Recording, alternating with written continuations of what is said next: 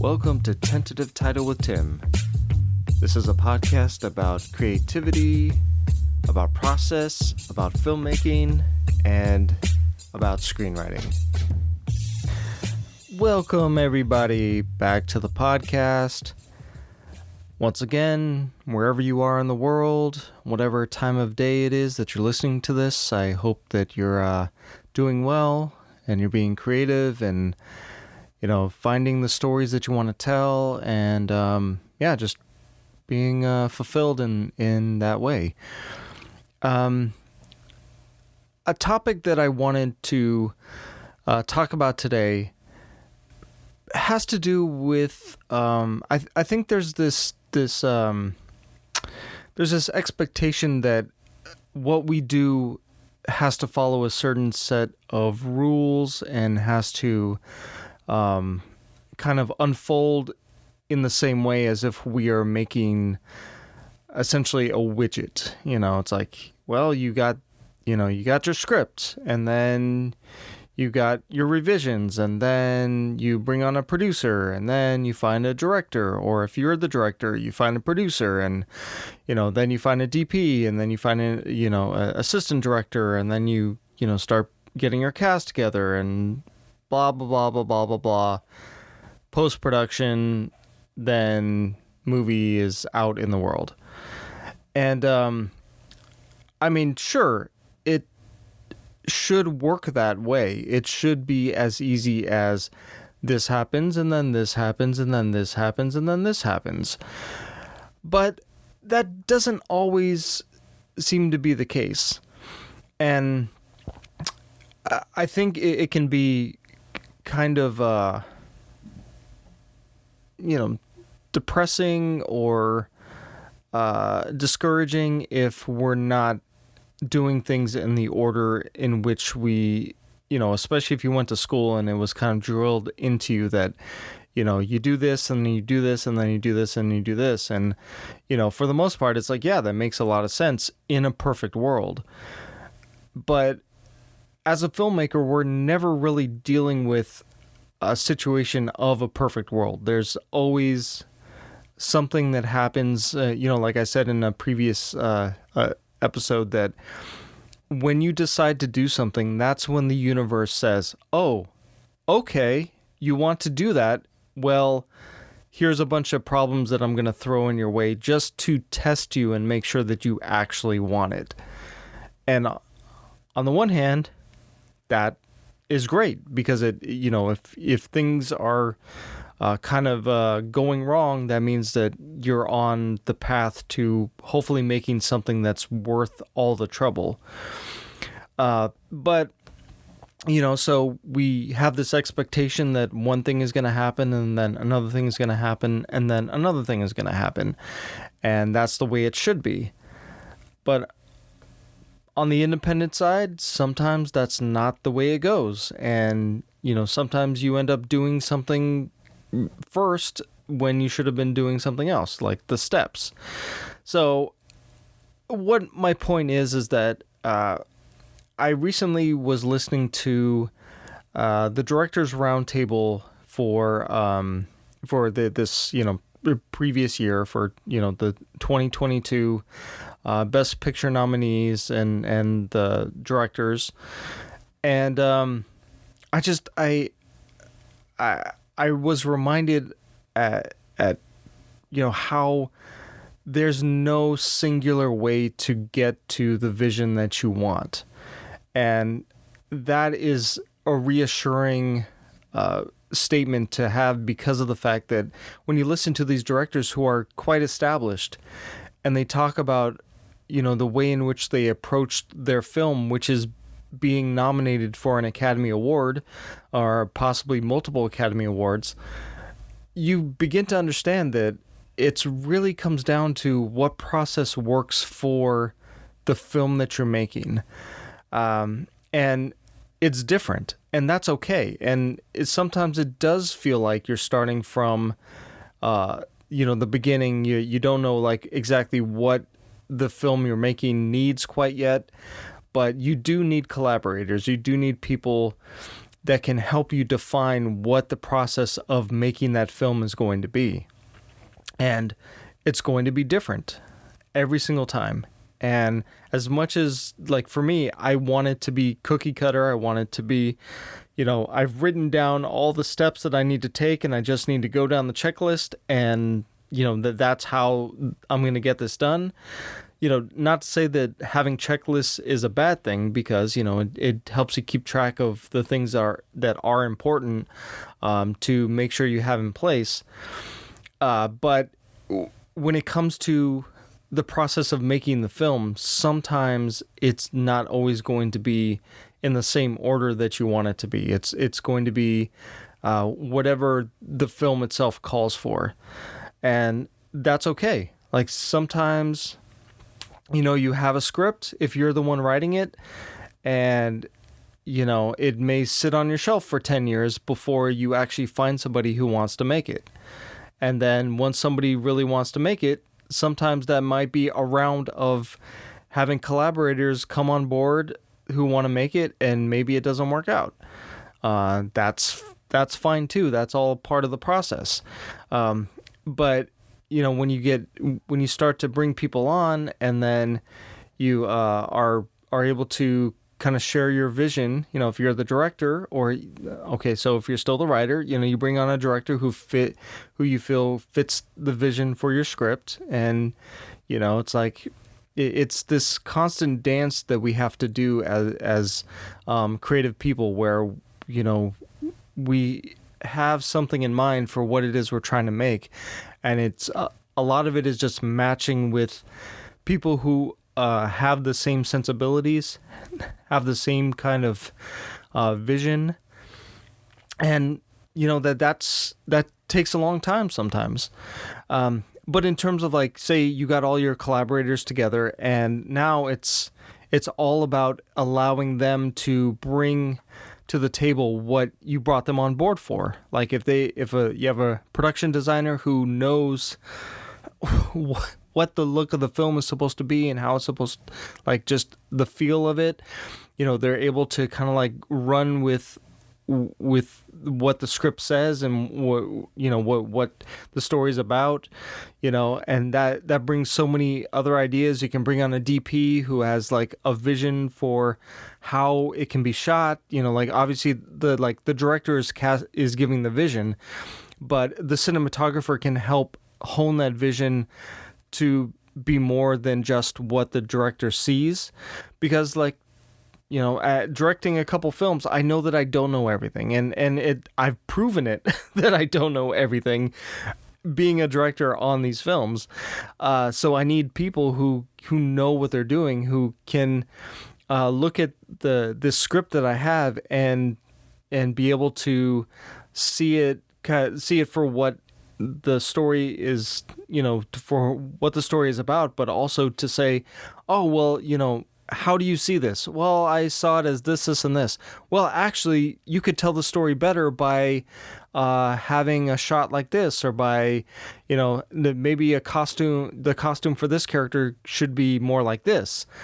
And it's just this back and forth of collaboration and coming up with ideas, and like, just listening to, going back to this roundtable that I was listening to, like, Steven Spielberg was on there, and obviously Steven Spielberg had, if you know the name, like, you don't even have to have seen any of his movies. Like, that Steven Spielberg is a big director in Hollywood. He's been around for decades. He knows what he's doing. He's won Academy Awards. A lot of his films are classics. So when he talks about, filming West Side Story, and how, there were certain collaborations that he had that, sometimes he would just let like, an actor just do what they do. He was like, I have an actor, and I just have to step back and let them do what they do. And I know this because, like, the choices that they're making, are exactly what I want, or are even better than what I ever thought of going through the script, like stuff like that. And it's like, wow, when you hear him talk about just working with actors and working with his collaborators, it in a way it's kind of him just stepping back and saying, okay, here's what the script is. Here, like, I just have to say yes or no to what you bring to the table, and to help you kind of hone talking to the department heads and honing the vision, honing what the look that he's going for. And then when he brings the actors on, he's like, yeah, the actors are there. They're supposed to be prepared. And so, I don't spend a lot of time, like he says, like, I don't spend a lot of time rehearsing. In fact, I don't rehearse at all. The first take is considered my rehearsal. And it's like, that's mind-blowing, but that's the way he works.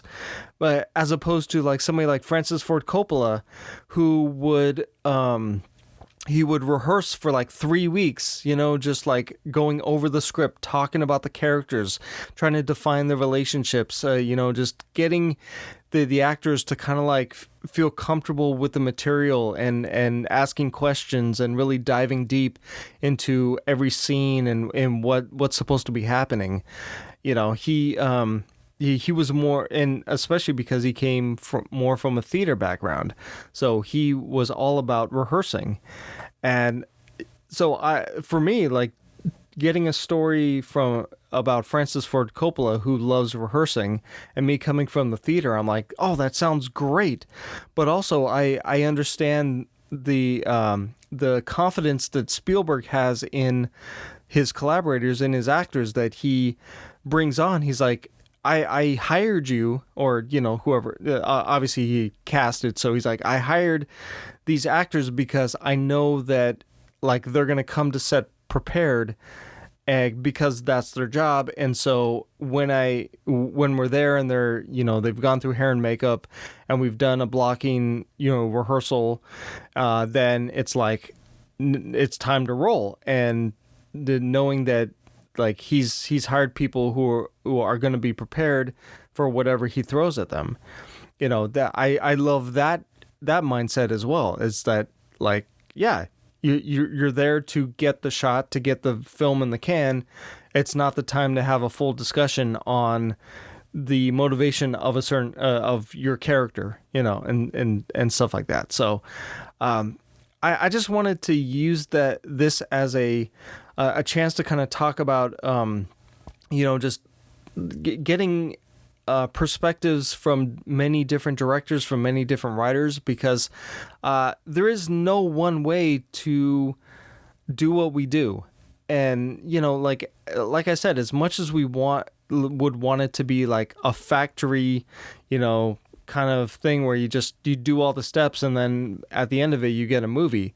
It's like, that is part of it, but it doesn't, like, there's a lot of leeway in terms of like what happens when, or like how you go about working with actors if you're a director, or how you deal with like rewrites, or how you shoot a scene. There are like hundreds of ways that you could shoot a scene, and granted, not all of them are going to be great, but there is going to be a handful of ways you can shoot a scene that is going to be the most compelling, that is going to tell the story the most effectively.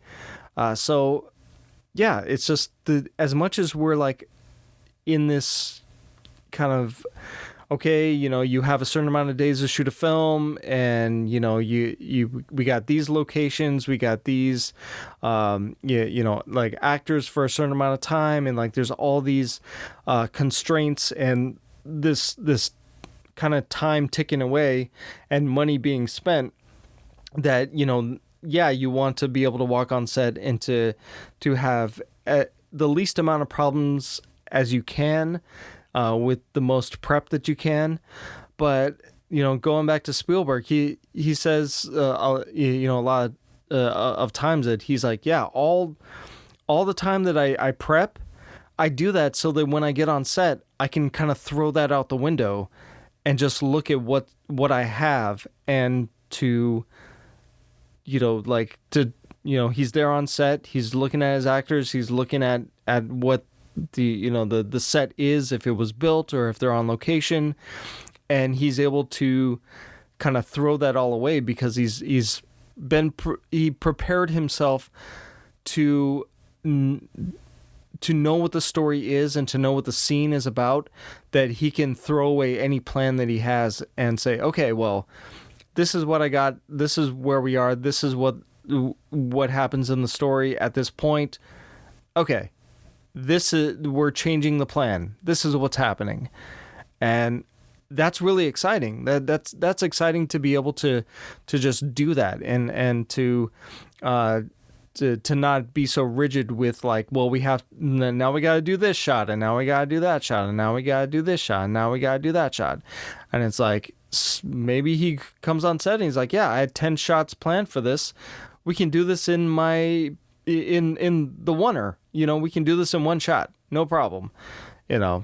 Which I'm sure he's done plenty of times, where he's just like, he's had a plan for the shots and he's like, yeah, we can do this in one shot. It's fine. Like, and we'll block it and we'll have the camera, follow what they do. And this is our scene. Done. So I want to encourage you guys out there that, if you are feeling like there's this rigid way to do things and that, you have to kind of like, that you have to be like, well, I have to do this step and then I have to do that step and then I have to do this step. And it's like, yeah, it is important for certain steps. Obviously, you're not going to go into post-production without footage. But in terms of like the creation of what you're doing, some people don't even have a script. Sometimes they just have like a loose kind of, description of what they want the scene to be about, and then they bring on actors who are able to like improvise.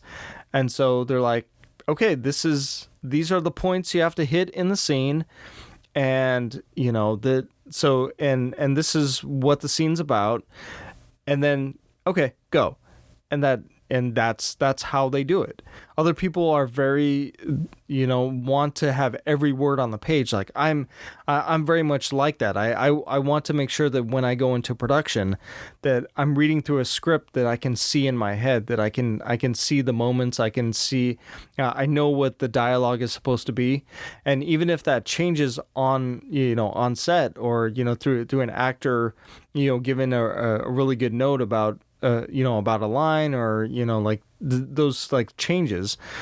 But before that, I don't like being in production without knowing like what I'm supposed to get, what the scene is supposed to be about, who the characters are, stuff like that. Like I don't want to waste people's time in that way. I want to be able to know that I have a full script, a full story, and I can go into production like feeling that if I am able to get everything that's in the script, that it's going to be a complete story by the time we're done, and then we have a movie.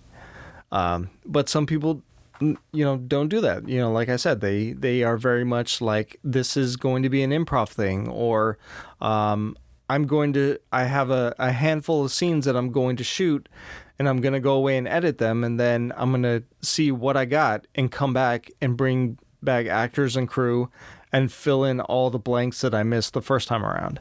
Some people do it that way. So it's really up to you what you are comfortable doing, how you work. It's very important, and you don't have to bend to what other people say. If you work a certain way, if you feel the most comfortable working, doing certain steps in a certain way, that's fine. There's so many different ways to get this done. There's so many different ways in which we can be creative people, that we make our projects. It doesn't have to be reflective of what other people are doing. And I guess that's my main point for this whole thing, is that, find the way that you feel the most comfortable making what you make. No matter if it's like you take 6 months to write a script or you take a week to write a script, it doesn't matter. Just as long as you're making something that in the way that you want to make it, and that, you can be confident in it, especially if you have a track record. And, like that's, for me, my track record, I don't like, I want to work faster, and maybe that's not the way that I'm supposed to work. Maybe the way I work, and, depending on the story I'm working on, sometimes I have a story that just kind of flows out of me, and I'm just like, yes, this is the story I want to tell. I know exactly who the characters are. I know where I need to go with it, and I can write that script very quickly. Other times I'm struggling to get through it and trying to figure out, like, what is the story about, or what are the characters supposed to do? Who are these characters? It can be a struggle, and that's part of the process too. So, all right, guys, that's all I got for today. I really just wanted to encourage you to, if you haven't already, I'm sure a lot of you guys, if you're listening to this podcast, I'm sure that you've already been, listening to directors and writers and any creative person that reflects the kind of work that you want to do, you're already seeking out. But I just want to, encourage you to keep doing that, to keep, just finding examples of different ways to work, of different ways to make your projects, because, like I said, there's no one way to do it. And, in the end, all that matters is that your work was finished and that it went out into the world. And then later on, you can tell people that, whatever project you were making, yeah, that took me 10 years to make. Or, yeah, that took me like a week to make. It doesn't matter. But as long as it's good, as long as it's something that you wanted to make, and it kind of is the full expression of what you were trying to say, or what the story was supposed to be, that's really all that matters. Like, in hindsight, nobody really cares that much about how long it took to get something done if it's good. And if that's your process, that's your process. Like, what, like one more thing there. I'm blanking on the name of this director. I'll probably mention it on the next one, but he's one of those filmmakers that he literally takes 10 years to make a film, and people who are fans of his expect it, because he's done that his entire career. He's made a film. It took him 10 years to make the next one, and then 10 years to make the next one, and 10 years to make the next one. And people expect that because he's a good filmmaker, and they're okay with that. Sure, would they want him to work faster? Sure, yeah. But do they understand that the next one is probably going to take him, 10 years to make? They accept that too. And they're like, when it comes around, it's going to be hopefully it's going to be another great one. It's going to be just as interesting as his last one. But yeah. Anyway, guys, that's all I got for today. Thank you for listening. I got to be honest about like the live stream stuff. I'm still going to try to do it, but it's just, things keep coming up, that kind of like get in the way of the time that I want to do this. And, every week I keep saying I'm going to do it, and I don't show up for it. And so I apologize if you were showing up and wanted to, see a live stream and I wasn't there. But, like I said, just like this podcast, I do this and, so that I can post it every Monday, so that you guys, like, the consistency is very, very important for me. And if I can't be consistent with the live stream, then I should not be doing it. But it is something that I'm working toward, that I really want to have happen. And it's just a different kind of, for me, it's something different that is different than doing a podcast. It's a different form. It's a different kind of monster that I have to get used to, because it is such a vulnerable thing to do, is just to turn on a camera and then, have people there watching you and trying to fill the space of, of just talking about what's going on, with film and TV. But I'm going to try once again, and I hope to see you guys there. So, all right, guys, until the next one. If you'd like to connect with me, there is an email for the podcast. It's tentative.title.with.tim.podcast @gmail.com. There's also a Twitter account. The handle is @title_Tim. There's also a Facebook page where you can post questions, or you can connect with me there. Thank you guys for listening. I'll talk to you on the next one.